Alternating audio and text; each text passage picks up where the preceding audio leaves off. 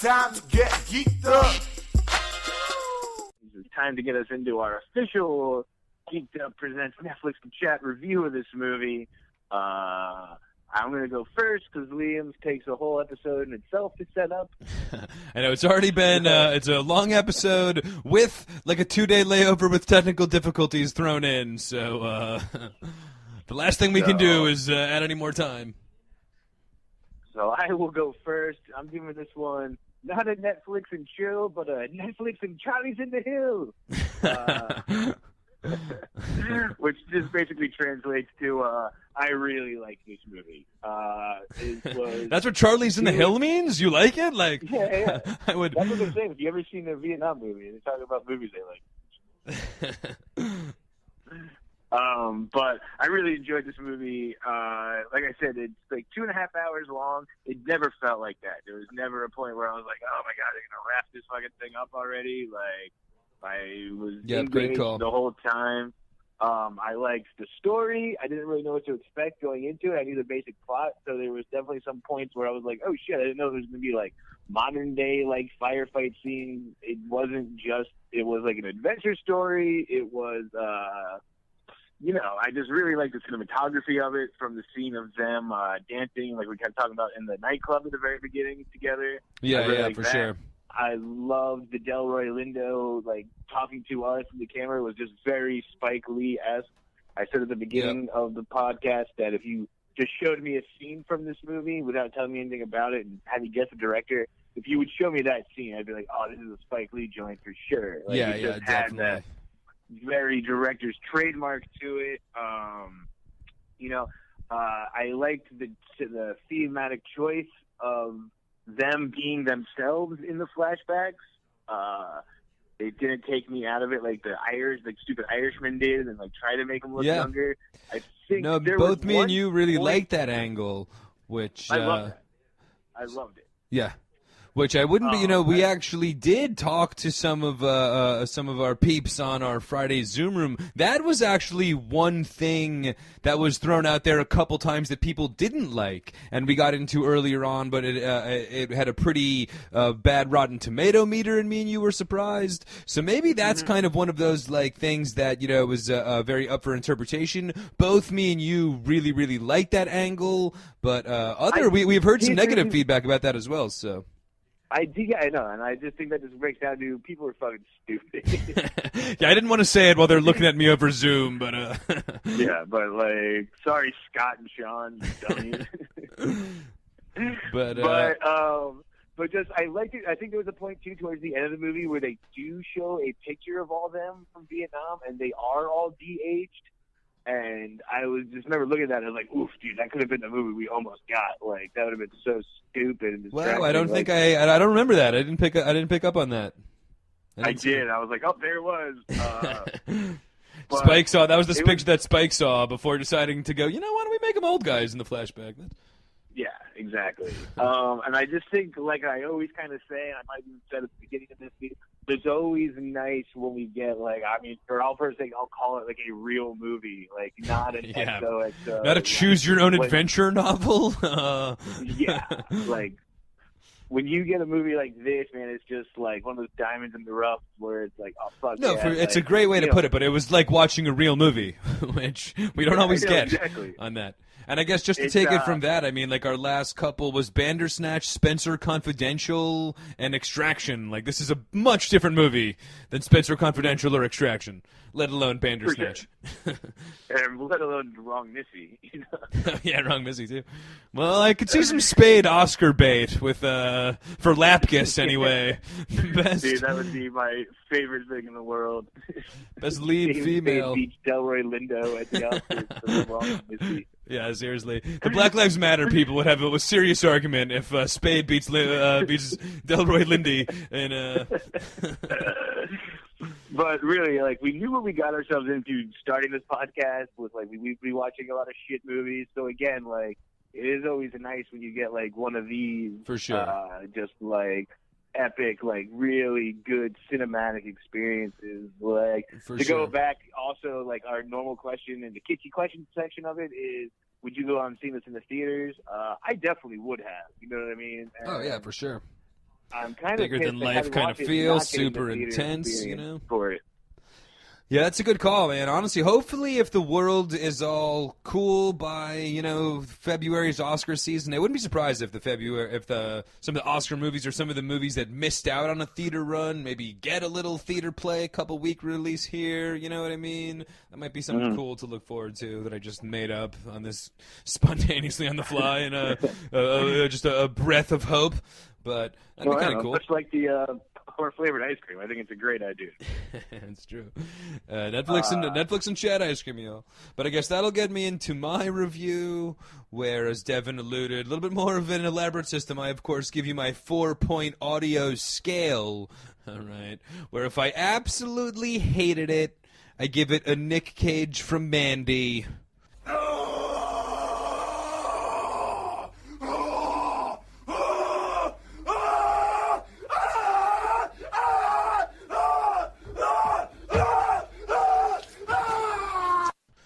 If I didn't like it, I give it the David Alan Grier, Damon Wayans Men on Films Hated It.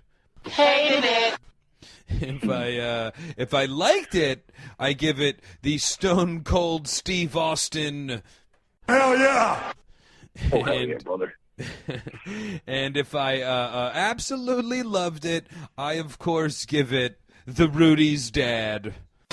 This is the most beautiful sight these eyes have ever seen. And I guess this one, I'm going to be honest, man, this one took a lot of deliberation, as it was a very, very close call. However, maybe not in what you think, because it was not close as to whether I was going to give it the Stone Cold hell yeah or the Rudy's Dad. But in fact, the deliberation was if I was going to debut a new sound clip and give it the Dr. Dre hell yeah. Hell yeah. With all the bitches saying, swing down, reach out. But I was going to go and give it a Dr. Dre hell yeah. Hell yeah. But I, upon further deliberation and a full, now 2 days of thought with a clean bubbler in the middle, I am willing to settle on giving Spike Lee's Da 5 Bloods a Rudy's Dad. This is the most beautiful sight these eyes have ever seen. Nice. I'm shocked. I thought you were honestly saying you were going back and forth between oh hell yeah and I hated it. My jaw was about to hit the fucking floor. I mean, I love setting up how much I love the movie and then giving it a hated it. That's one of my favorite Netflix and chats. No, but I really, really loved it. I wasn't sure if I was, as of course we know on the show, the Rudy's Dads are very, very rarefied air. So far, I've only given a Rudy's Dad to the Tiger King, which, let's be serious. I mean, if there was ever a Rudy's Dad. But this movie I really felt just really just hit on all movie just really, really hit on all elements. Kind of just to piggyback on everything you were saying, but the acting was amazing. The story was real interesting. The film choices I loved, like we were saying, not just the old actors, but as well I really liked, as we talked about, but like the old school Vietnam movie soundtracks they would kind of cut into. Some of those scenes were great as well. I really liked the history angle of it, showing the black history leaders and those little takes, showing more contemporary times or just black history in general, or the Trump cuts. But it really kind of just added to that Spike Lee feel, where you just knew it was Spike Lee's version of a war movie. And that's really just what I loved about it. They did a great war movie while keeping a Spike feel and having that social relevance. And what I love so much in movies is when they convey their point and convey all of their social relevancy while in the process making a great movie, which is what Spike did. Too often these movies that have culture, like social relevance, that's what they, like Crashing, or what was the movie, Crash? Remember the Oscar? Yes. Crash. Like a movie like that, I didn't really like because it was just kind of too much playing into, hey, I'm going to make something that's important in the world. Spike made something that's important in the world while also making a fucking badass Vietnam, war movie. It was fucking great. Yeah, so, you're right.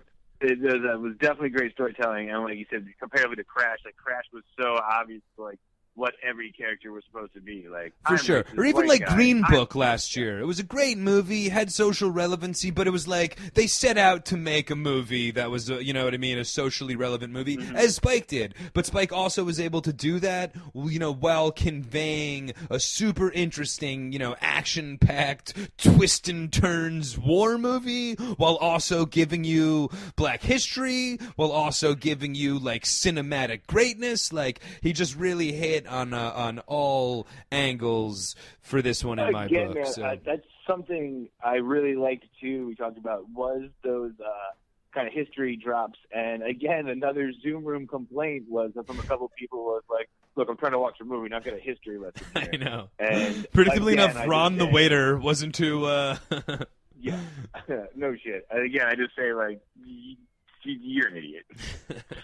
I mean, I will say, I guess, to give everybody the benefit of the doubt, movies can be kind of atmospheric to time and place for you. You need to be kind of prepared for this movie. If you're looking for, you know what I mean, a Rambo-style war movie, it's not, you know, but then what did you think you were going to get when you know, saw that Spike Lee was, it was a Spike Lee joint? So, but I can understand, you know, like, look, Spike Lee movies aren't for everybody, you know what I mean? So I'm surprised that they're not for 58% of the people that Rotten Tomatoed it, you know what I mean? But I thought it was, you know, I don't want to say perfect, but I felt it was definitely a Rudy's Dad. I don't think that you can make a movie that's much better than this, you know what I mean? So. No, agreed. 100% agreed, man. This is the most beautiful sight piece of ice I've ever seen. So I guess. And I guess that'll get us into the next Rudy's Dad nomination, which will be our. Well, I was gonna say, like, this is one of those rare times that we both really agree, like the same kind of walk away from it. Okay, yeah, that's true too. Ooh, baby, it's time to get geeked up.